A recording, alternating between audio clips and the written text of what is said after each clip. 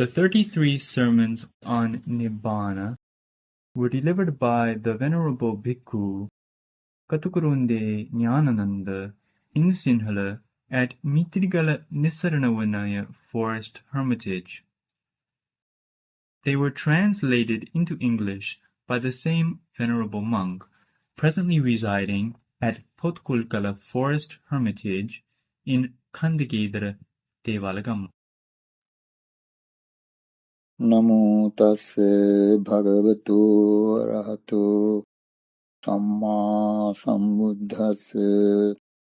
Namo tassa bhagavato arahato samma sambuddhassa.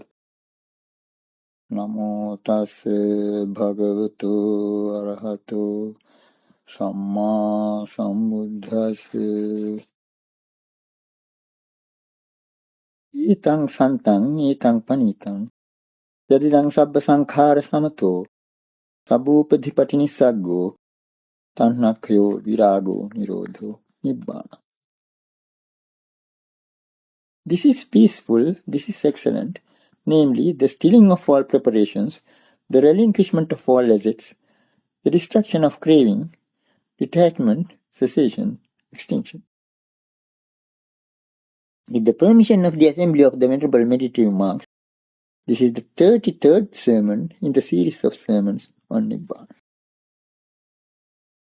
Towards the end of our last sermon the other day, we happened to mention that in developing the Noble Eightfold Path fully intent on Nibbāna, all the other enlightenment factors, namely the 4 foundations of mindfulness, the 4 right endeavors, the 4 bases for success, the 5 spiritual faculties, the 5 powers, and the 7 factors of enlightenment go to fulfillment by development. Though we started analyzing the way in which the Buddha clarified the above-mentioned peculiarity of the Noble Eightfold Path in the Mahāsalāyanika Sutta of the Majjhima Nikāya, we could not finish it. From the Sutta passage we quoted the other day, we could see how the lack of knowledge of things as they are in regard to the 6-fold sense sphere gives rise to attachments, entanglements, and delusions.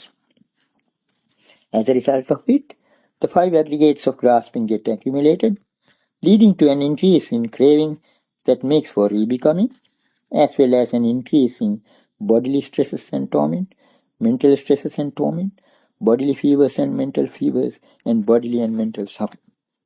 Today, to begin with, let us discuss the rest of that discourse.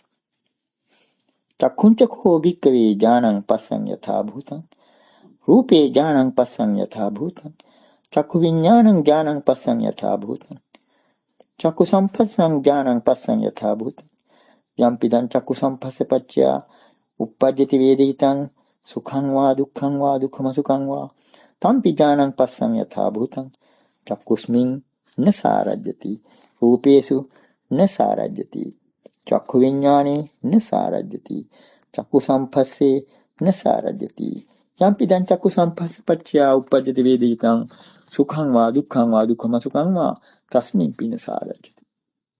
Tassa asārattassa asamyuttassa asammūlhassa ādīnavanupassino viharato. Āyatiñ pañcupādānakkhandhā apacayam gacchanti. Tanhācassa pūno bhavika nandiraga sahagata tatra tatrābhinandini sācassa pahiyati. Tassa kāyikāpi dhartha pahiyanti, cetasika dhartha pahiyanti, kāyikāpi santāpā pahiyanti, cetasika santāpā pahiyanti, kāyikāpi parilāhā pahiyanti, cetasika parilāhā pahiyanti, so kāya sukhampi, ceto sukhampi patisangveti.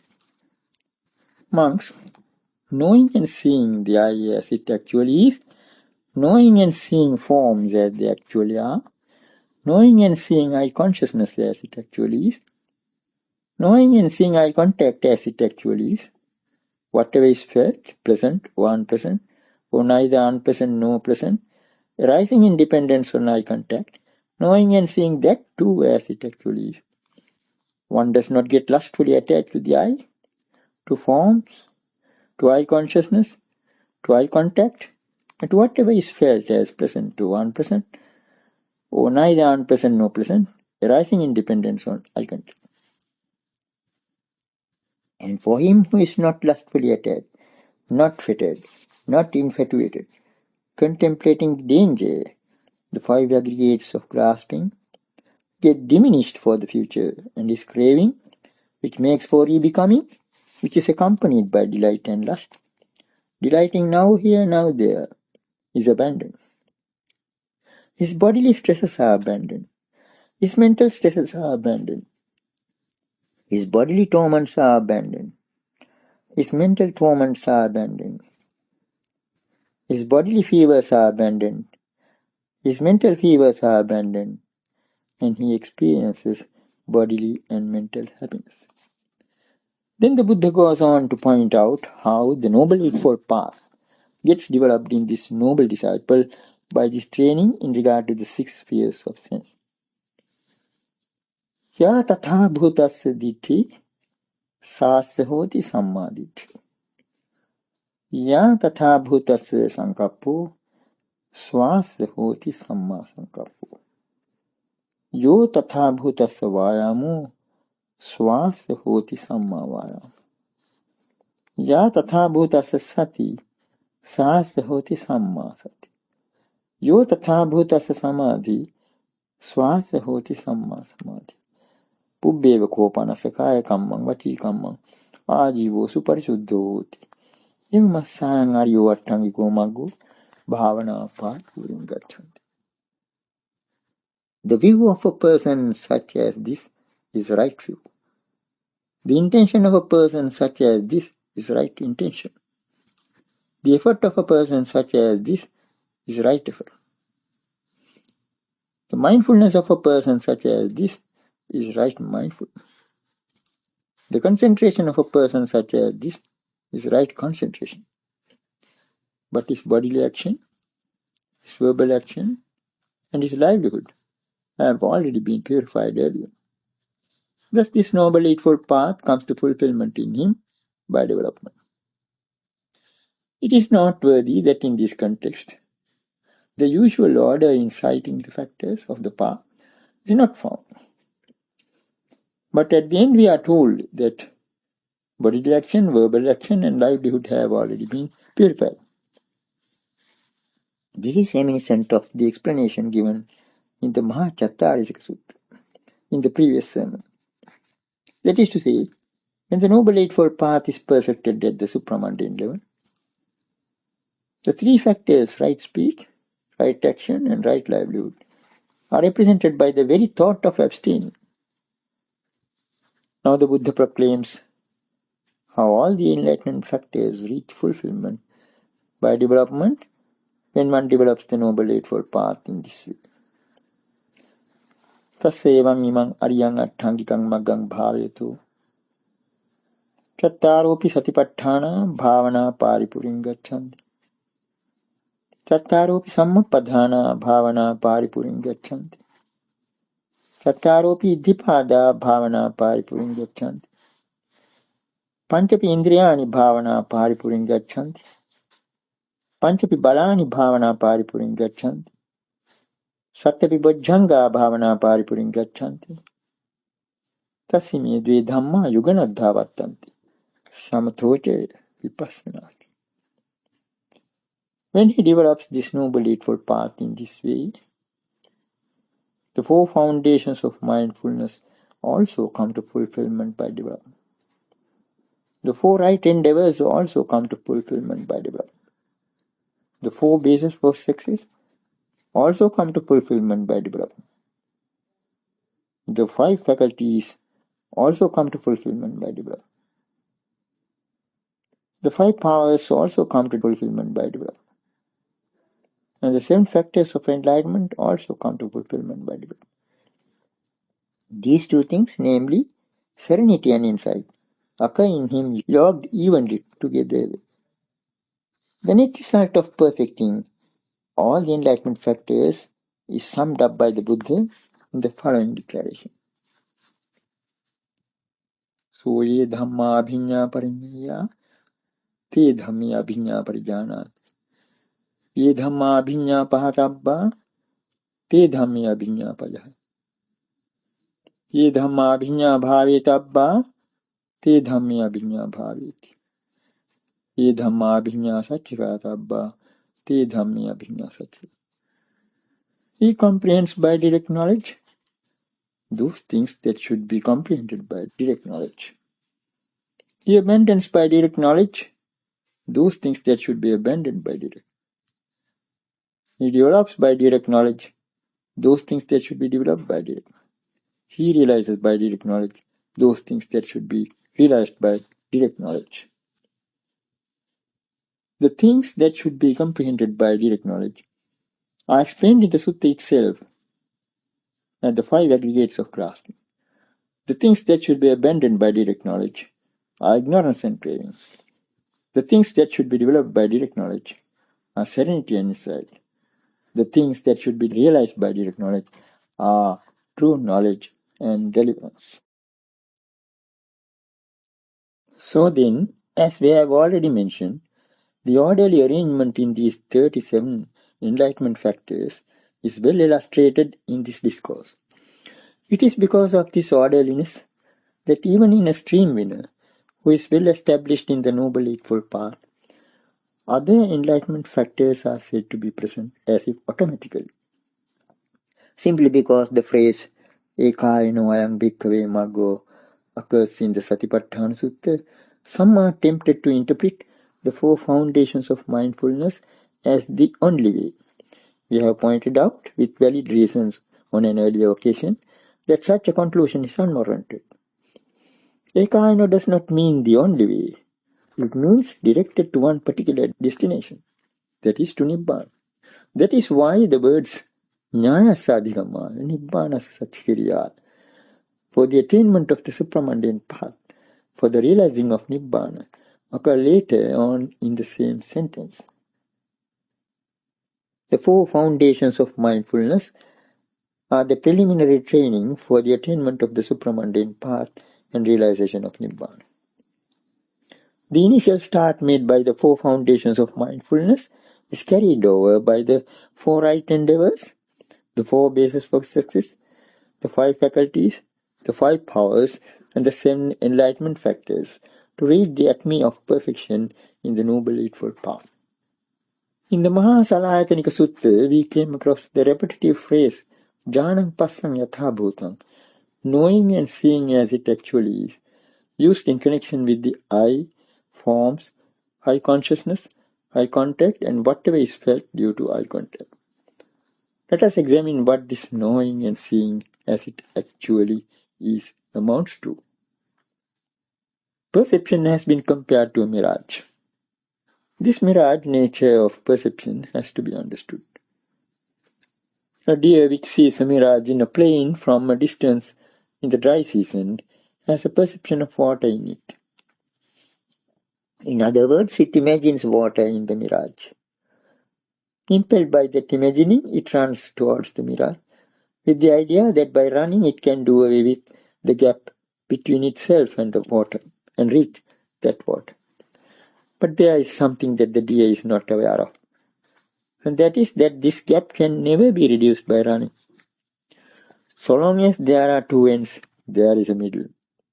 This is a maxim worth emphasizing. Where there are 2 ends, there is a middle.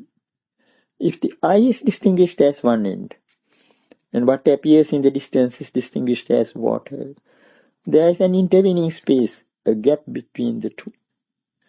All these 3 factors are integral in this perceptual situation. That is why the gap can never be done away with. The emancipated one who has understood that this can never be eliminated does not run after the mirage. That one with discernment, that arahant, stops short at the seeing, true to the aphorism ditthe ditthamattam, in the seeing, just the seeing. He stops at the heard in the heard. He stops at the sensed in the sensed. He stops at the cognized in the cognized. He does not go on imagining like the deer, taking his stand on perception. He does not imagine a thing seen or one who sees. Nor does he entertain imaginings in regard to the heard, the sensed, and the cognized.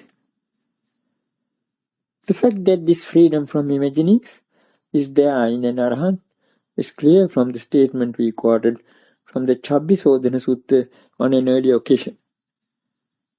According to that discourse, a monk rightly claiming arahanthood, one who declares himself to be an arahant, should be able to make the following statement in respect of the seen, the heard, the sensed, and the cognized. Ditteko ahang auso anupayo anapayo anisito appatibaddho vipamutto visamyutto vimaryadikatena chetsa viharami. Friends, with regard to the seen, I dwell unattracted, unrepelled, independent, uninvolved, released, unshackled, with a mind free from barriers. Now let us try to understand this statement in the light of what we have already said about the mirage. One can neither approach nor retreat from a mirage. Generally, when one sees a mirage in the dry season, one imagines a perception of water in it and runs towards it due to thirst. But let us for a moment think that on seeing the mirage, one becomes apprehensive of a flood and turns and runs away to escape it. Having run some far, if he looks back, he will still see the mirage behind him. So in the case of a mirage, the more one approaches it, the farther it recedes. The more one recedes from it, the nearer it appears. So in regard to the mirage of percepts, such as the seen and the heard, the arahant neither approaches nor recedes. Mentally he neither approaches nor recedes, though he may appear to do both physically from the point of view of the wording, anupayo, anupayo, unattracted, unrepelled. It is the same with regard to the term anisito, independent. He does not resort to the mirage with the thought, here is a good reservoir. Appatibaddha, uninvolved. He is not mentally involved in the mirage. Vipamutto, released. He is released from the perception of water in the mirage, from imagining water in it. Visamyutto, unshackled. He is not bound by it. Vimaryadikatena chetsa, with a mind free from barriers. What are these barriers? The two ends and the middle. The demarcation mentioned above by distinguishing I as distinct from form, with the intervening space or the gap at the tertium quid.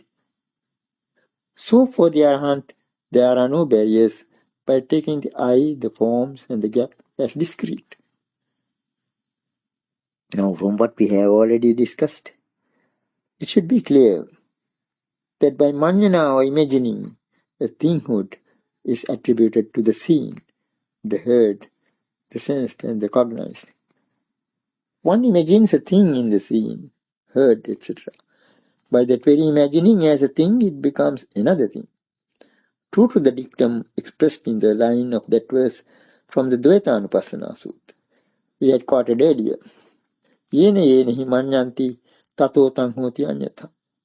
In whatever egoistic terms they imagine, thereby it turns otherwise. That is why we earlier said that a thing has to be there first for it to become another thing, for there to be an otherwiseness. The more one tries to approach the thing imagined, the more it recedes. In our analysis of the Mūlapariyaya Sutta, we discussed at length about the three levels of knowledge mentioned there, namely Sanya, Abhinya, and Parinya. The untaught worldling is bound by sense perception and goes on imagining according to it. Perceiving earth in the earth element, he imagines earth as a thing. He imagines in the earth is mine, from the earth, etc. So also with regard to the seeing it. But the disciple in training, seeker, since he has a higher knowledge of conditionality, although he has not exhausted the influxes and latencies, trains in resisting from the tendency to imagine. unimaginated one, the Arahant, has fully comprehended the mirage nature of perception. It seems, therefore, that these forms of Manjana enable one to imagine things, attributing a notion of substantiality to sense data.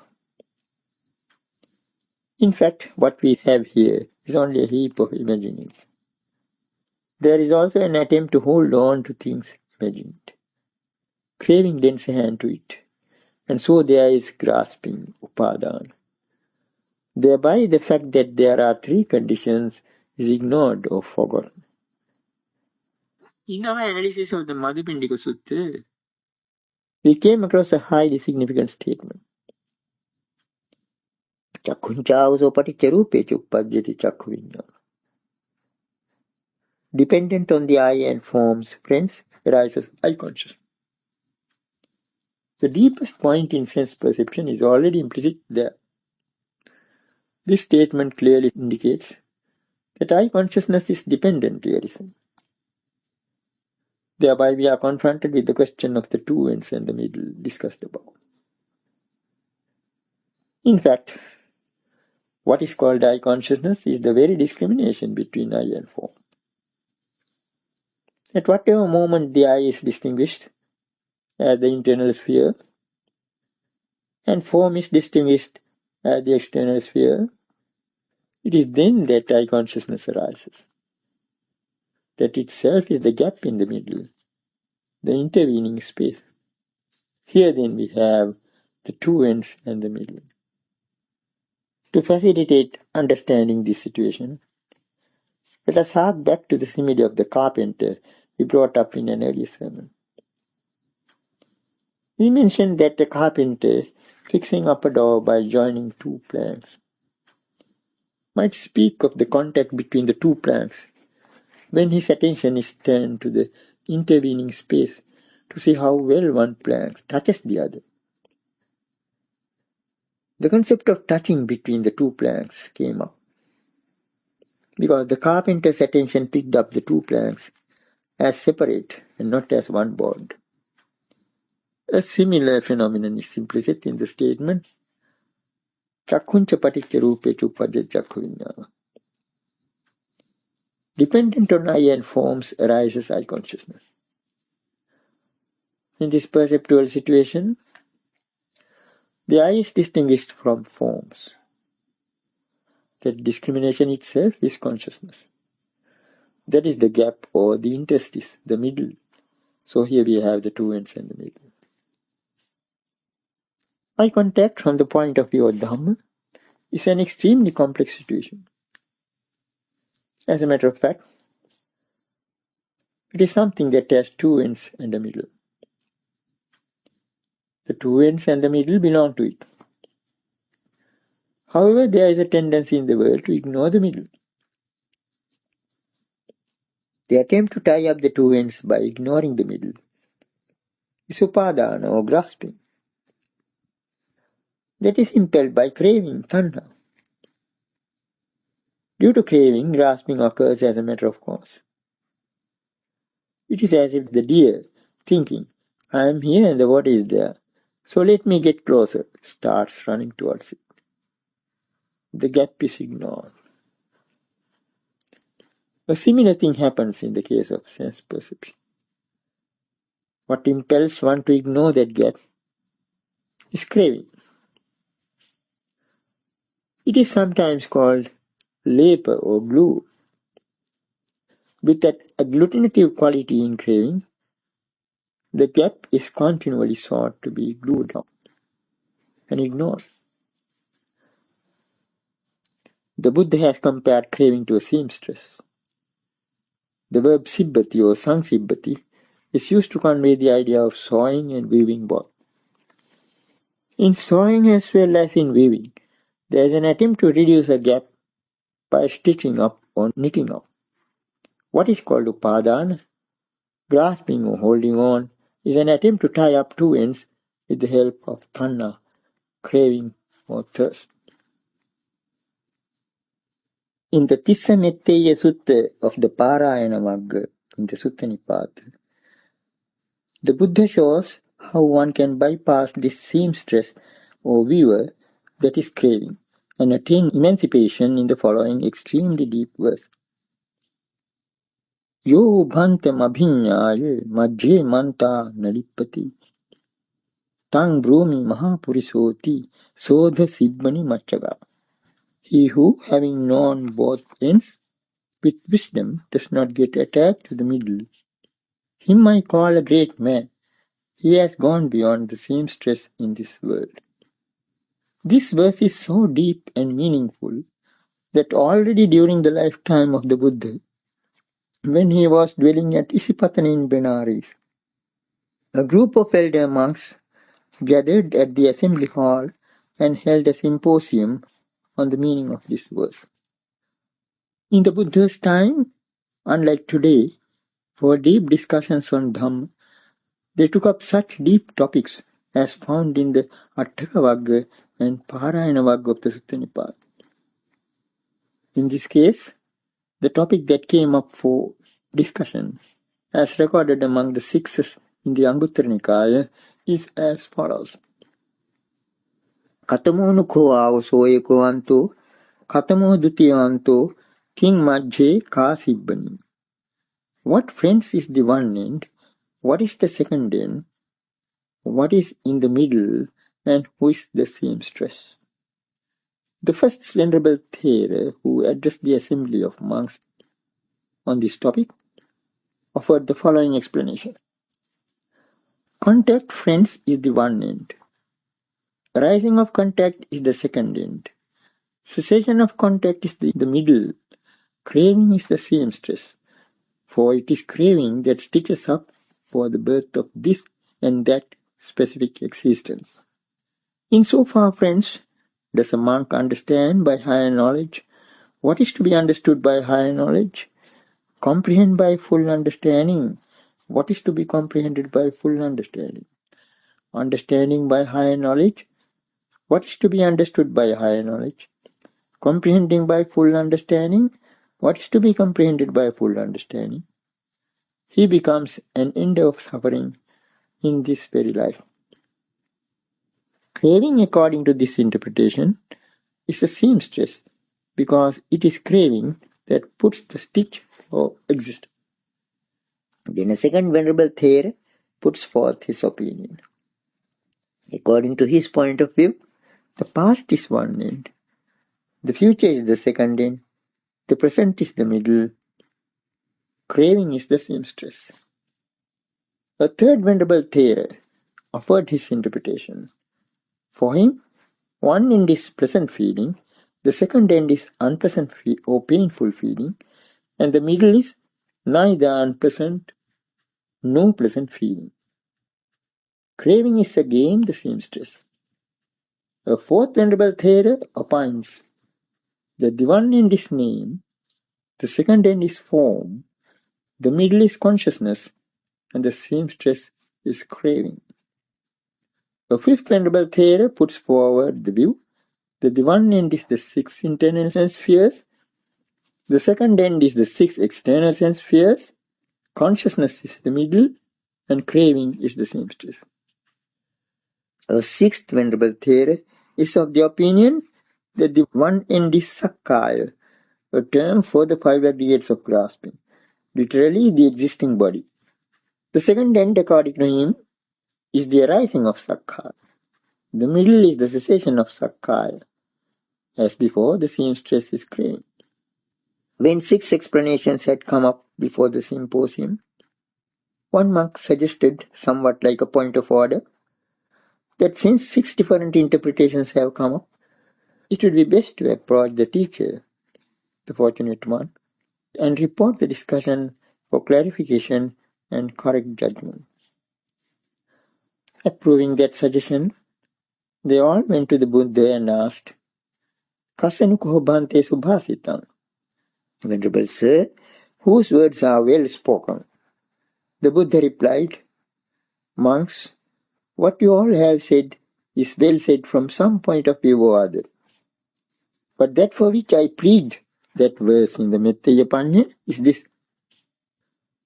And quoting the verse in question, the Buddha explains Monks, contact is the one end. The arising of contact is the second end. The cessation of contact is in the middle. Craving is the seamstress, for it is craving that puts the stitch for the birth of this or that existence. In so far, monks, does a monk understand by higher knowledge what is to be understood by higher knowledge, and comprehend by full understanding what is to be comprehended by full understanding. Understanding by higher knowledge what is to be understood by higher knowledge, and comprehending by full understanding what is to be comprehended by full understanding. He becomes an ender of suffering in this very life. The Buddha's explanation happens to coincide with the interpretation given by the first speaker at the symposium. However, since he ratifies all the 6 interpretations as well said, we can see how profound and at the same time broad the meaning of this cryptic verse is. Let us now try to understand these 6 explanations. One can make use of these 6 as meditation topics. The verse has a pragmatic value, and so also the explanations given. What is the business of this seamstress or weaver? According to the first interpretation, craving stitches up the first end, contact, with the second end, the arising of contact, ignoring the middle, the cessation of contact. It is beneath this middle, the cessation of contact, that ignorance lurks. As the line Majjhe Mantana Lippati, with wisdom, does not get attached to the middle, implies when what is in the middle is understood, there is emancipation. One is released from craving. So our special attention should be directed to what lies in the middle, the cessation of contact. Therefore, according to the first interpretation, the seamstress, craving, stitches up contact and the arising of contact, ignoring the cessation of contact. According to the second interpretation, the past and the future are stitched up, ignoring the present. The third interpretation takes it as a stitching up of unpleasant feeling and pleasant feeling, ignoring the neither unpleasant nor pleasant feeling. The fourth interpretation speaks of stitching up name and form, ignoring consciousness. For the fifth interpretation, it is a case of stitching up the 6 internal sense spheres with the 6 external sense spheres, ignoring consciousness. In the sixth interpretation, we are told of a stitching up of Sakkaya, or existing body, with the arising of the existing body, ignoring the cessation of the existing body. We mentioned above that in sewing as well as in weaving, there is an attempt to reduce a gap by stitching up or knitting up. These interpretations show us that ignoring the middle is a common trait in the worldling. It is there that ignorance lurks. If one rightly understands this middle, dispassion sets in, leading to disenchantment, relinquishment, and deliverance. Let us now turn our attention to a few parallel discourses that throw some light on the depth of these meditation topics. We come across 2 verses in the Dvaitanupassana Sutta of the Sutta Nibbāna, which are relevant to the first interpretation, namely that it concerns contact, the arising of contact, and the cessation of contact.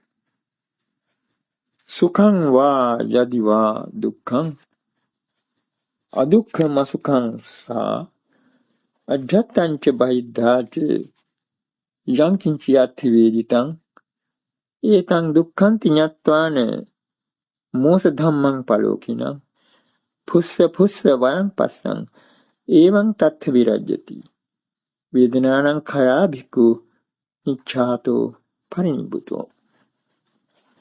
Be it pleasant or unpleasant, or neither unpleasant nor pleasant, inwardly or outwardly, all what is felt, knowing it as pain, delusive and brittle, touch after touch, seeing how it wanes, that way he grows dispassionate therein.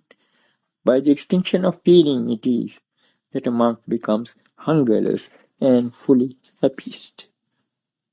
The two lines pussa pussa vayam passam and evam tattha virajyati, touch after touch, seeing how it wanes, that way he grows dispassionate therein, are particularly significant, as they are relevant to the knowledge of breaking up the development of insight. It seems, therefore, that generally the cessation of contact is ignored or slurred over by the worldling's mind, busy with the arising aspect. Therefore, the seeing of cessation comes only with the insight knowledge of seeing the breaking up, bhanga-ñāṇa. As an illustration in support of the second interpretation, we may quote the following verses from the Bhaddekaratta Sutta of the Majjhima Nikāya. Atītaṃ nāṇvā gamī nappatikāṃ kheyanāgataṃ yadatītaṃ pahīnantaṃ appattaṃ ca nāgataṃ paccuppannaṃ ca yo dhammaṃ tattha tattha vipassati asaṅghīraṃ asaṅkuppam taṃ vidvā manubruhe. Let one not trace back whatever is past, nor keep on hankering for the not yet come. Whatever is past is gone for good, that which is future is yet to come. But whoever sees that which rises up, as now with insight as and when it comes, neither drawing in nor pushing on, that kind of stage should the wise cultivate. In the reflection on preparations, sankhara, in deep insight meditation, it is the present preparations that are presented to reflection. That is why we find the apparently unusual order Atita, Anagata, Paccuppan, past, future, present, mentioned everywhere in the discourses. To reflect on past preparations is relatively easy. So also are the future preparations. It is the present preparations that are elusive and difficult to master. But in deep insight meditation, the attention should be on the present preparations. So much is enough for the second interpretation. The third interpretation has to do with the three grades of feeling: the present, unpresent, and the neither unpresent nor present. About these we have already discussed at length on an earlier occasion in connection with the long dialogue between the Venerable Arahant nun Dhammadinna and the lay disciple Visakha on the question of those three grades of feeling. Suffice it for the present to cite the following relevant sections of the dialogue. Sukhaya Vedanaya Dukkha Vedana Patibhago. Dukkaya Vedanaya Sukha Vedana Patibhago. Adukkama Sukhaya Vedanaya Avijja Patibhago. Avijjaya Vijja Patibhago. Vijjaya Vimutti Patibhago. Vimuttya Nibbāna Patibhago. Unpleasant feeling is the counterpart of pleasant feeling. Pleasant feeling is the counterpart of unpleasant feeling. Ignorance is the counterpart of neither unpleasant nor pleasant feeling. Knowledge is the counterpart of ignorance.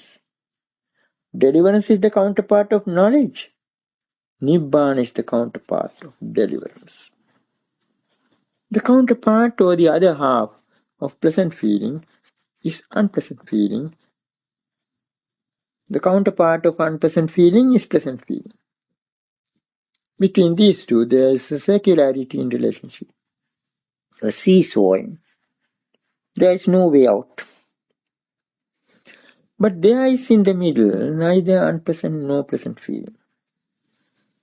The counterpart of neither unpleasant nor pleasant feeling is ignorance. So we see how the neutrality and indifference of equanimity has beneath it ignorance. But luckily there is the good side in this pair of counterparts. Deliverance lies that way, for knowledge is the counterpart of ignorance. When ignorance is displaced, knowledge surfaces. From knowledge comes deliverance, and from deliverance Nibbāna or extinction. This much is enough for the third interpretation. Now for the fourth interpretation. Here we have consciousness between name and form. And let us remind ourselves of the two verses quoted in an earlier sermon from the Dvaitanupassana Sutta of the Sutta Nibbāna. Yecha rupupaga satta, yecha arupatthaino, nirodhang appajananta, agantaro punabha. Yecha rupe pariññāya, arupesu asantita, nirodheye vimucchanti, te jana machuhani. Those beings that go to realms of form, and those who are settled in formless realms, not understanding the fact of cessation, come back again and again to existence. Those who, having comprehended realms of form, do not settle in formless realms, are released in the experience of cessation. It is they that are the dispellers of death. The cessation here referred to is the cessation of consciousness, or the cessation of becoming. Such emancipated ones are called dispellers of death. Machuhaino. We have mentioned earlier that before the advent of the Buddha, and even afterwards, sages like Kaṭukurunde tried to escape form, rupa, by grasping the formless, arupa. But only the Buddha could point out that one cannot win relief from form by resorting to the formless. Release from both should be the aim. How could that come about? By the cessation of consciousness which discriminates between form and formless. It is tantamount to the cessation of existence, bhava-nirodha. As a little hint to understand this deep point, we may allude to that simile of the dog on the plank across the stream, which we brought up several times. Why does that dog keep on looking at the dog it sees in the water, its own reflection? Because it is unaware of the reflexive quality of the water. Consciousness is like that water, which has the quality of reflecting on its surface. What is there between the seeing dog and the looking dog, as the middle, is consciousness itself. One can therefore understand why consciousness is said to be in the middle between name and form. Generally, in the traditional analysis of the relation between name and form and consciousness, this fact is overlooked. True to the simile of the magical illusion given to consciousness, its middle position between name and form is difficult for one to understand. Had the dog understood the reflective quality of water, it would not halt on that plank to gaze down and growl. The fifth interpretation puts the 6 internal sense spheres and the 6 external sense spheres on either side to have consciousness in the middle. A brief explanation would suffice. Dvayang bhikkave paticca viññāṇaṃ sambhoti. Monks, dependent on a dyad, consciousness arises, says the Buddha. That is to say, dependent on internal and external sense spheres, consciousness arises. As we have already pointed out, consciousness is the very discrimination between the two. Therefore, consciousness is the middle. So at the moment one understands consciousness, one realizes that the fault lies in this discrimination itself. The farther limit of the internal is the nearer limit of the external. One understands then that the gap, the interstice between them, is something imagined. Then as to the 6th interpretation,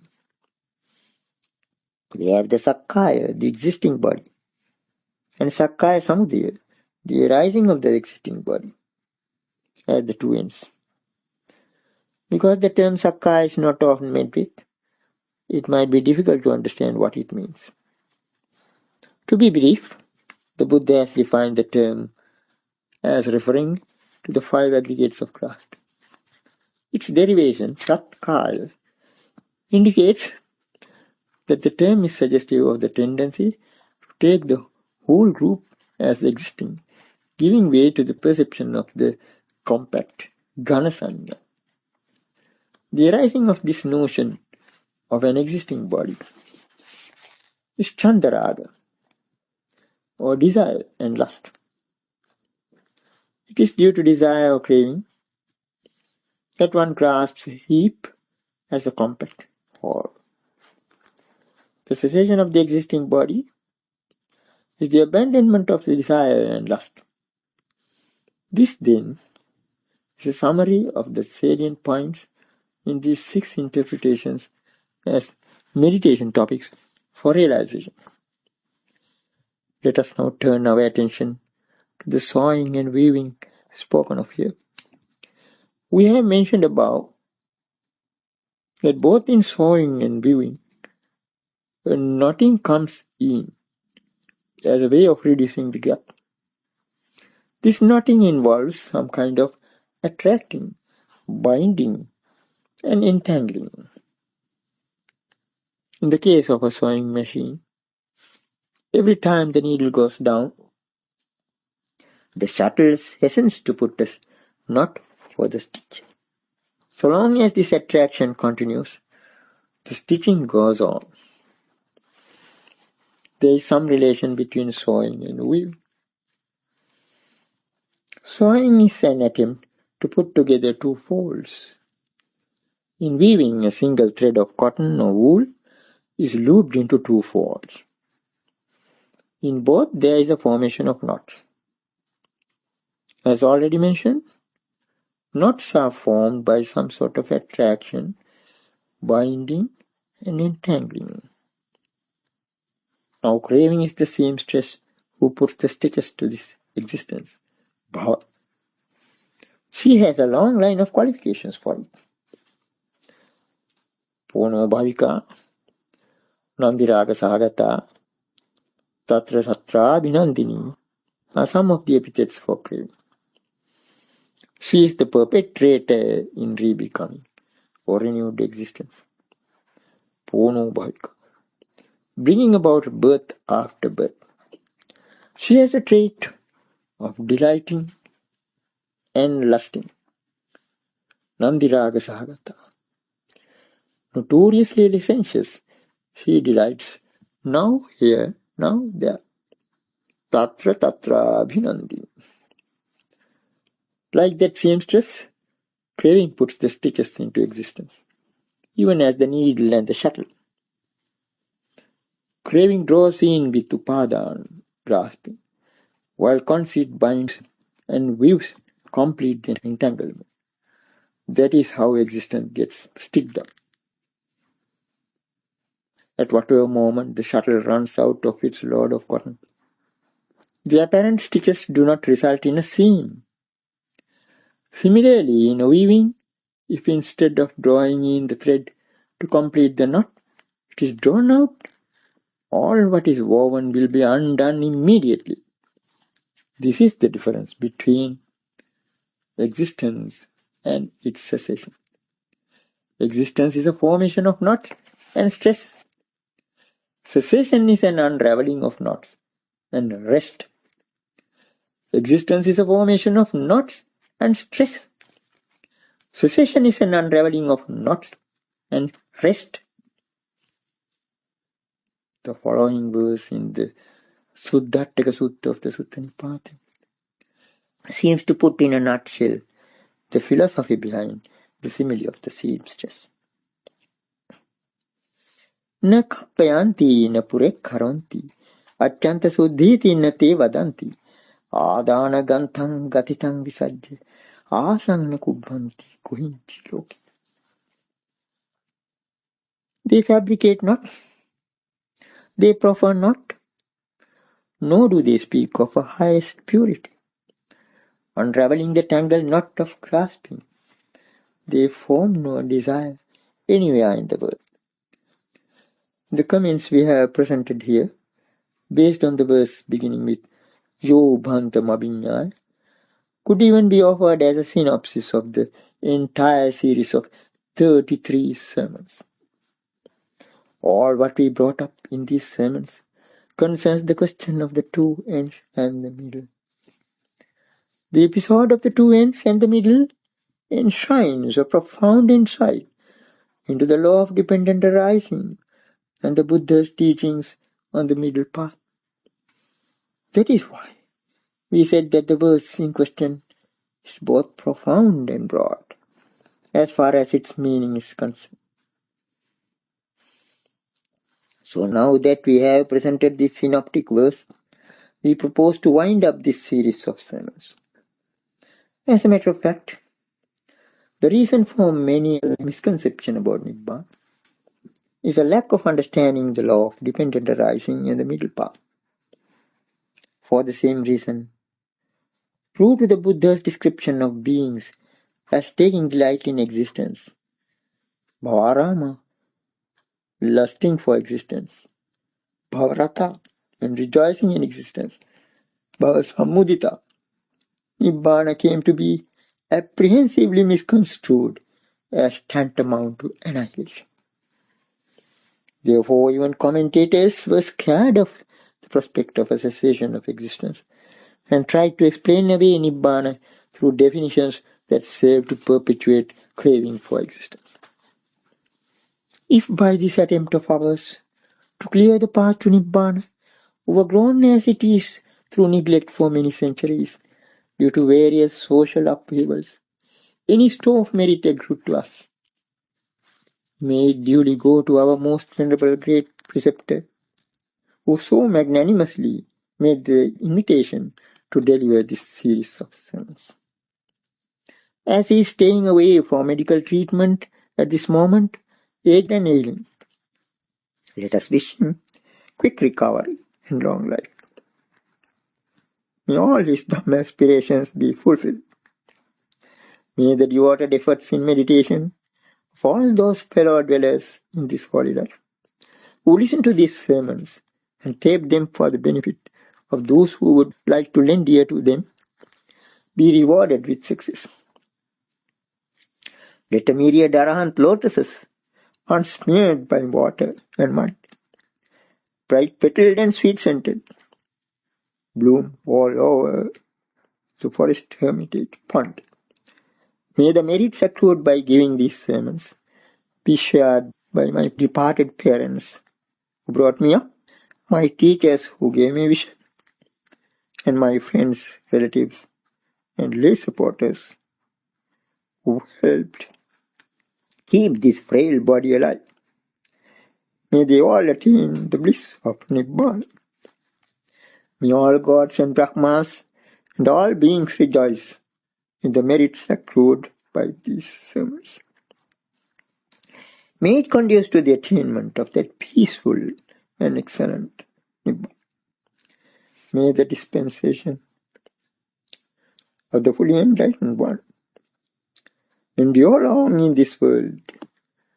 Let this garland of well-preached Dhamma words be a humble offering at the foot of the Dhamma shrine, which received honor and worship even from the Buddha himself.